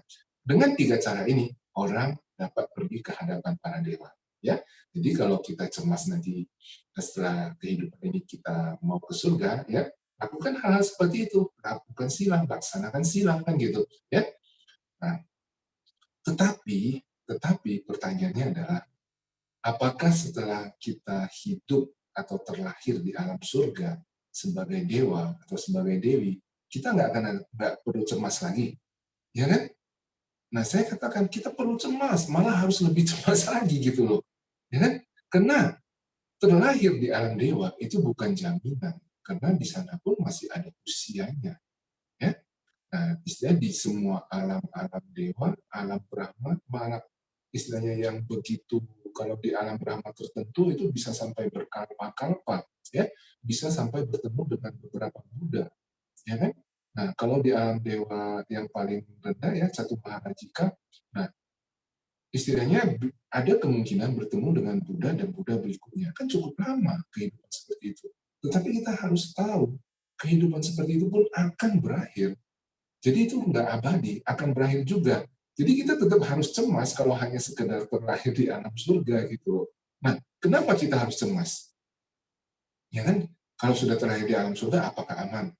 Nah, satu lagi dari Dhammapada 338, ya. Di Dhamma 338 itu, Buddha mengatakan, membabarkan bait-bait berikut ya, sebatang pohon yang telah ditebang, itu masih akan dapat tumbuh dan bersemi lagi apabila akar-akarnya masih kuat dan tidak dihancurkan. Begitu pula, selama akar nafsu keinginan tidak dihancurkan, maka penderitaan akan tumbuh berulang kali. Nah, ini saya ulangi sekali lagi ya, Dhammapada 338, nanti boleh cari ya, dan dibaca lagi. Sebatang pohon yang telah ditebang, masih akan dapat tumbuh dan bersemi lagi apabila akar-akarnya masih kuat dan tidak dihancurkan. Begitu pula selama akar nafsu keinginan tidak dihancurkan, maka penderitaan akan tumbuh berulang kali.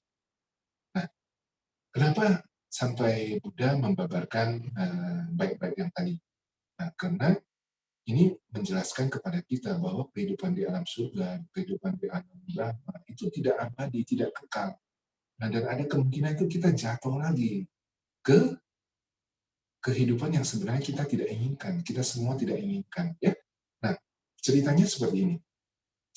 Pada satu saat, ya, Buddha itu sedang berjalan ditemani oleh Ananda.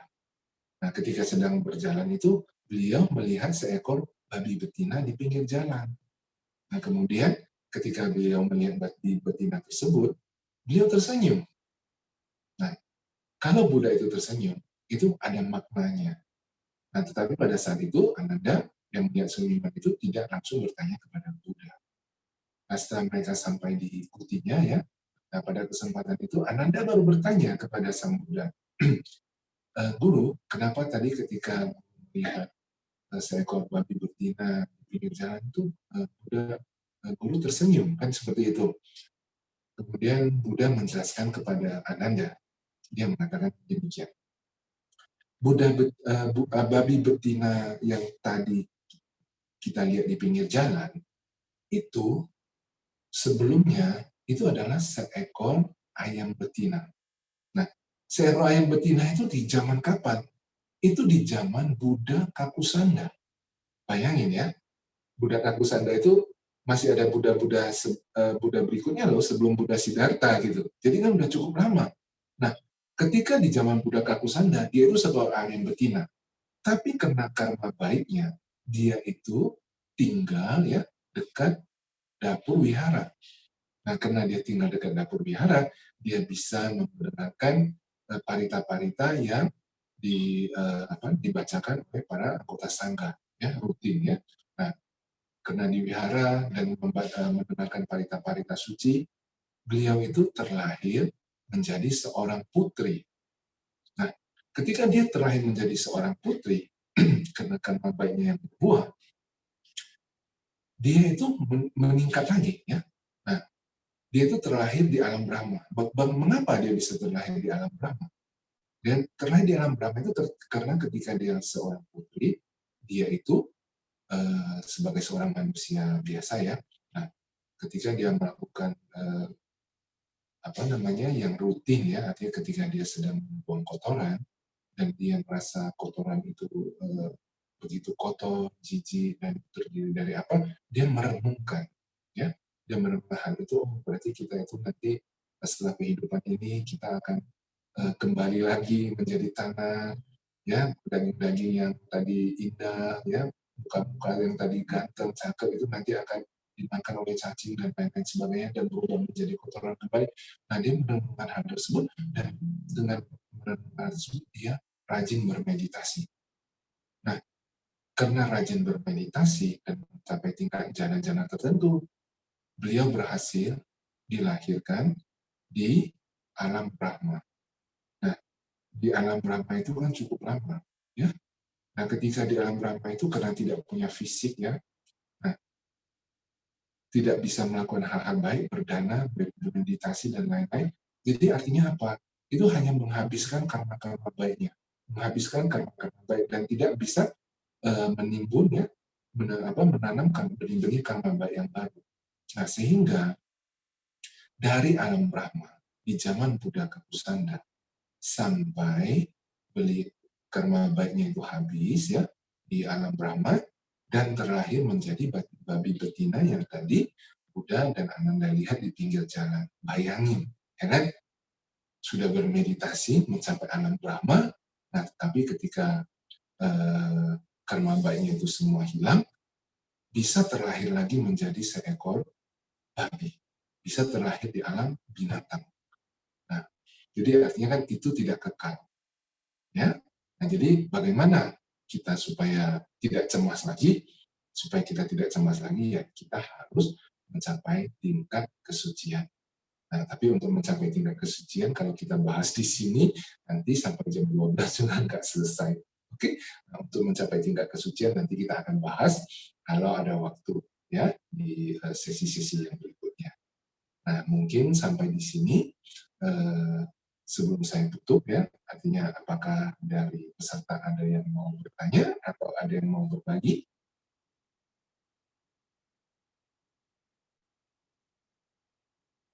Nggak ada pertanyaan ya?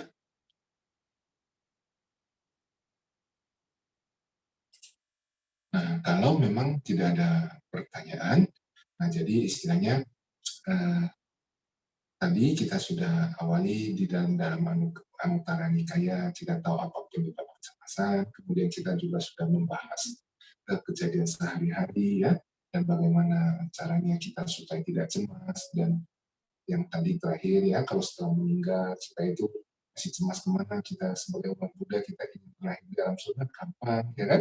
Nah, udah tahu cara-caranya, tadi kita udah bahas ya, Agama pada 224, kemudian tapi kita juga harus tahu ya, hidup terlahir di alam surga itu juga tidak abadi ya, bisa jatuh lagi ya. Kita bisa lihat tadi cerita yang terakhir di dari Dhamma pada 338. Nah, karena tidak ada pertanyaan ya, nah mungkin sebagai penutup ya, saya akan kembali lagi dari Anutara Nikaya. Nah, itu bagaimana mengatasi ketakutan ya. Jadi artinya mengatasi kecemasan. Jadi di dalam Anutara Nikaya itu kita telah diberikan petunjuk ya, bagaimana kita itu bisa mengatasi rasa takut, rasa cemas yang timbul dalam pikiran kita. Nah, yang pertama kita harus melakukan perenungan terhadap usia tua ya, melakukan perenungan ya, perenungan terhadap usia tua yang pertama. Nah, kita harus tahu ya, saya wajar mengalami usia tua, saya tidak akan mampu menghindari usia tua. Ketika masih muda, rambut kita masih hitam ya, kulit kita masih kencang, wajah masih cakep, masih ganteng, tenaga masih kuat ya, indera-indera kita masih normal, mendengar masih normal, melihat masih normal ya. Nah, ketika kita sudah menjelang tua, ketika usia tua itu datang, rambut menjadi putih. Ya, itu normal. Kita harus tahu ya, kita tahu bahwa usia tua itu yang wajar, kita tua. Ya, kita wajar mengalami usia tua. Nah, jadi artinya kalau kita wajar mengalami usia tua, berarti kalau rambut nanti memutih ya juga wajar. Kulit menjadi keriput ya juga wajar. Ya, indera-indera menjadi tidak normal ya, penglihatan menjadi rabun ya, pendengaran berkurang ya, itu semua adalah hal-hal yang wajar karena kita sudah menuju usia tua. Nah, perenungan ini akan membuat pikiran kita yang semula cemas karena perubahan yang terjadi pada jasmani ya. Nah, karena kita tahu bahwa memang itu adalah hal yang wajar dan kita sudah melakukan perenungan terhadap usia tua, kita bisa menerimanya, dan ketika kita di masa muda sekarang ya, kita tidak sombong dengan penglihatan kita yang masih bagus, kita tidak sombong dengan pendengaran kita yang masih tajam ya. Nah, jadi dengan melakukan perenungan tersebut, kita bisa menerima perubahan-perubahan yang membuat kita cemas ya. Nah, artinya rambut kita udah putih ya, kita nggak usah cemas lah. Istilahnya kan memang kita udah usia tua kok. Ya kan, kalau kayak kita pengen hitam lagi, ya tinggal disemir aja kan, seperti itu. Ya kan, nah, penglihatan mulai rambut, ya itu nggak cemas lah. Ya kan, ya pakai kacamata, pakai softbank kan gitu. Apalagi sekarang ada lasik ya. Nah, kita bisa di laser supaya penglihatan kembali jernih. Nah, tapi hal tersebut kita bisa mengerti, kita bisa pahami, kita bisa terima kalau kita sudah melakukan perenungan terhadap usia tua. Kita tahu bahwa usia tua itu pasti akan datang, kita pasti akan mengalami usia tua. Ya. Nah, yang kedua itu adalah perenungan terhadap penyakit. Nah, kita itu wajar ya mengalami sakit ya, kita tidak akan mampu menghindari penyakit. Ya kan? Nah, sakit itu adalah merupakan peristiwa-peristiwa dari kehidupan yang akan kita alami. Ya, semua orang yang hidup itu pasti akan pernah sakit ya, walaupun mungkin sakit yang ringan, tetapi ada yang ringan, ada yang mengalami sakit berat, nah, sakit berat sembuh, sakit ringan sembuh, sakit berat. Nah, apapun itu, rasa sakit itu pasti adalah hal yang akan kita alami, karena ini adalah merupakan perjalanan hidup kita ya, kita lahir ya kan. Nah, kita pasti akan mengalami rasa sakit ya, kita akan mengalami tua, ya kan? Nah, kalau kita tadi sudah melakukan perenungan terhadap usia tua, kemudian kita juga melakukan perenungan terhadap penyakit. Nah, kita harus tahu ketika kita melakukan perenungan terhadap penyakit, ya kita ini wajar bisa menjadi sakit, ya. Seorang Buddha pun ya itu masih mengalami rasa sakit jasmani, apalagi kita ini sebagai orang awam, ya kan? Nah, ketika sakit fisik sering sekali kita itu masih menambahnya lagi itu dengan sakit mental, ya kan? Fisik kita udah sakit, ya kan? Artinya kita sudah bilang kita lagi sakit gigi kan gitu. Nah, setelah kita sakit gigi, setelah fisik sakit kita tambahin lagi dengan sakit mental, dengan pikiran cemas ya, dengan pikiran yang khawatir, dengan pikiran yang takut ya terhadap penyakit kita. Wah ini nanti sakit gigi berapa hari ya bisa sembuh ya. Nah ini besok ini ada pesta nikahan, ada undangan nih gitu kan. Nah kalau saya semakin sakit gigi, wah nanti kalau ke pesta sana mungkin dong nggak bisa makan dan lain-lain sebagainya kan. Nah wah ini saya harus ke dokter nih. Nah ke dokter nanti juga timbul rasa cemas. Nanti kalau ke dokter itu biayanya berapa ya? Nah, apa yang dia harus lakukan ya? Harus dicabut enggak atau lain-lain? Itu kadang sakit fisik itu masih ditambah lagi dengan sakit mental, ya kan? Nah, makanya kalau kita melakukan perenungan, ya, kita setidaknya ketika kita mengalami sakit fisik ya kita tidak sampai lagi dengan sakit-sakit dari pikiran kita. Oke? Nah, yang ketiga kita harus melakukan yang tadi ya kita juga harus melakukan perenungan terhadap kematian. Nah, tadi kan kita cemas ketika kita meninggal itu harus kemana, ya kan? Nah, tadi kita juga sudah mendengarkan ya kita bisa terlahir di alam surga, bisa merealisasi ibadah, bisa terlahir sebagai manusia, tapi juga bisa terlahir ke alam penderitaan. Nah, kalau kita melakukan perenungan terhadap kematian, ya, saya wajar mengalami kematian, ya, saya tidak akan mampu dari kematian. Tidak ada yang mampu dari kematian, ya. Setiap kelahiran pasti akan diakhiri dengan kematian. Nah, pada saat ini banyak sekali ya orang itu masih cemas atau takut ya ketika hendak bepergian kan gitu. Nah, takut istilahnya terserang penyakit, takut alat transportasinya kecelakaan dan lain-lain, ya kan? Nah, kita harus tahu ya sebenarnya kita kemanapun ya, ketika kita duduk, ketika kita tidur, ketika kita berbaring, ketika kita berdiri, berjalan, kalau kematian itu sudah waktunya, kita nggak akan bisa hindari, ya kan? Nah, sehingga kalau kita melakukan perenungan terhadap kematian, ya kita itu akan lahir, ya kalau kita sudah lahir sebagai manusia, ya tentu akan diakhiri dengan kematian. Nah, supaya kita tidak cemas, ya artinya seperti tadi, kita harus melakukan hal-hal yang baik, kita harus melakukan menanam di dunia yang baik, ya supaya kita tidak cemas nanti setelah kehidupan yang ini kita akan terlahir di mana, ya. Nah, karena kita sudah tahu bahwa kehidupan kita yang saat ini akan berakhir dan kita sudah mempersiapkan kemana kita akan dilahirkan atau kita sudah mempersiapkan saya tidak mau dilahirkan kembali, nah, semua rasa cemas itu dengan sendirinya akan hilang. Kemudian yang keempat yaitu perenungan terhadap perubahan, ya. Nah, semua itu bisa berubah, ya. Semua milikku itu bisa hilang, ya. Nah, bisa berkurang, ya. Harta bisa berkurang, harta bisa bertambah banyak, ya kan? Nah, ketika kita mendapatkan hal-hal yang senang, hal-hal yang senang itu juga akan berakhir, ya kan? Apakah itu dalam sekejap, apakah itu untuk waktu yang lama, tetapi kita harus tahu bahwa itu adalah tidak kekal, ya.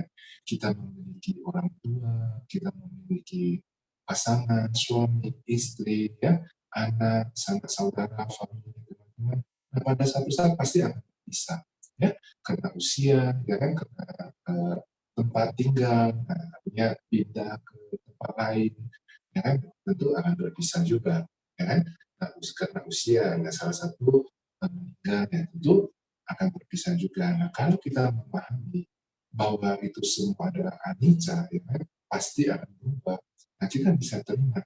Dan kita bisa terima dengan cara yang seperti tadi, yang seperti di dalam Sutra ya, asukan belajar kemah. Ya. Kita terima perubahan tersebut, ya tanpa rasa marah, ya tanpa rasa sedih, ya kan, dan penuh dengan keseimbangan. Kemudian yang paling terakhir, yang kelima adalah perenungan terhadap hukum karma. Ya, jadi kita harus tahu ya, apapun yang kita alami, yang kita cemaskan nanti ke depannya, ya. Nah, kadang sering sekali kecemasan kita itu kan tidak terjadi, ya. Nah, nanti jangan-jangan begini, jangan-jangan begitu, ya kan. Nah, tetapi sering sekali coba perhatiin, ya, sering sekali kecemasan kita itu tidak terjadi gitu. Nah, kenapa? Ya kan? Karena kita tidak punya karma buruk yang berbuah yang seperti kita cemaskan, ya kan. Nah, jadi kalau ketika kita tahu, ya, kita melakukan perenungan terhadap hukum karma, ya, terhadap hukum karma, ya, nah kita akan tahu kecemasan-kecemasan kita itu, ya kan, itu tidak perlu ada, tidak perlu ada gitu loh. Nah, kita juga tahu ya, nah, kalau memang kita banyak melakukan perbuatan baik, ya kan, nah, tentu hal-hal yang baik akan berbuah, ya kan. Nah, kita melakukan perbuatan baik, hal yang baik, kita menanam benih yang baik akan berbuah. Kita menanam benih pohon mangga, ya tentu pohon mangga yang akan tumbuh, ya kan. Tidak mungkin kita menanam pohon mangga kemudian tumbuh kelapa. Nah, dengan mengetahui hukum karma, kita menjadi tidak cemas, ya. Nah, pelaku kebajikan akan memetik kebahagiaan, pelaku kejahatan akan memetik penderitaan, ya. Itu dikatakan dalam Samhita Nikaya bagian 3 ayat 415. Oke. Nah, jadi kalau ketika kita melakukan perenungan terhadap hukum karma, kita juga akan tahu bahwa hukum karma itu adalah buah yang kita terima saat ini, itu adalah karma dari perbuatan-perbuatan yang karma-karma buruk kita yang lalu, ya. Tetapi jangan lupa, karma-karma buruk yang lalu itu kita bisa tahan, ya. Kita bisa tahan dengan pada saat ini kita banyak melakukan karma-karma baik, perbuatan-perbuatan baik. Nah, sehingga karma-karma buruk yang sudah kita lakukan, tentu kita sebagai manusia pada saat ini, kita sudah mengalami begitu banyak, ya, ribuan jutaan bahkan kehidupan kita sebelumnya. Nah, dengan banyaknya kehidupan tersebut, tentu kita memiliki karma-karma buruk yang juga cukup banyak, kan. Nah, tetapi bagaimana mereka supaya tidak berbuah pada saat ini, ya kita harus bisa melakukan karma-karma baik yang menahan supaya karma-karma buruk tersebut tidak berbuah. Jadi intinya, pesannya ya adalah jangan cemas, selalu lakukan hal-hal yang baik, sehingga apa yang akan kita hadapi di depan juga tentu adalah hal-hal yang baik. Nah, demikianlah sharing pada siang hari ini, semoga bermanfaat. Selamat siang, Namo Sang Yang Adi Budaya, Namo Buddhaya. Terima kasih.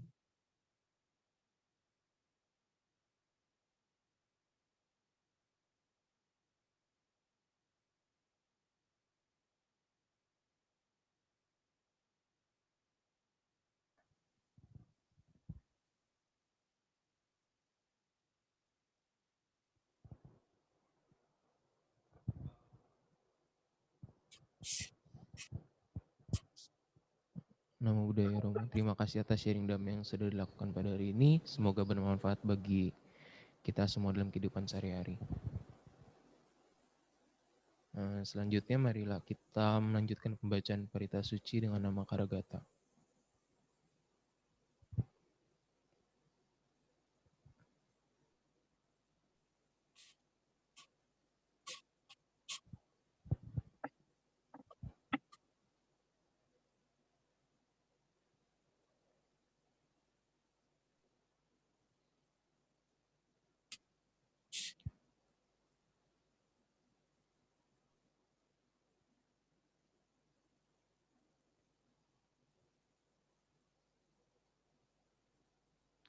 Nama Karagata.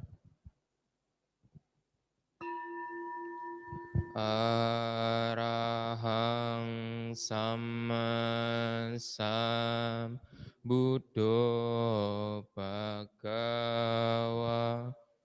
Buddhang Bhagawantang Abhiwademi. Namo Buddhaya.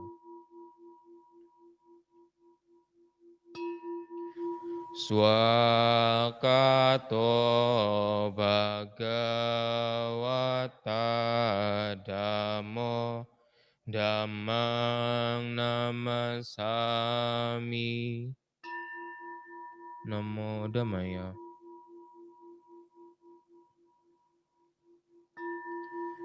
Supatipano bhagavato sawaka sanggo sanggang namami. Namo Sanghaya.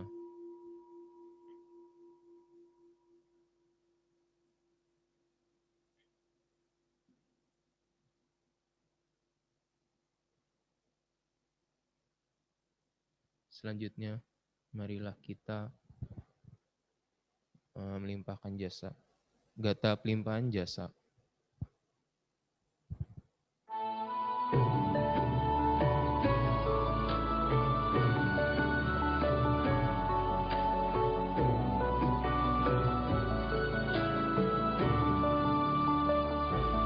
Semoga jasa dan kebajikan memperindah tanah suci para pemuda, membalas tempat budi besar dan menolong mereka ketika alam sengsara. Semoga mereka yang mendengarkan dharma ini semua bertekad membangkitkan kemuliaan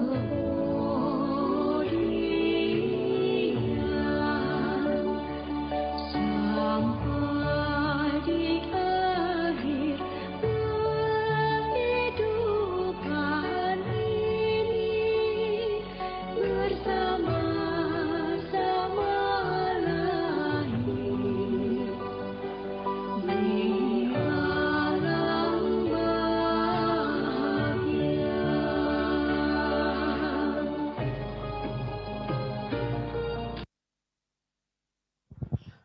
Demikian puja bakti kita pada hari ini. Namo Sayang di Budaya, Namo Buddhaya.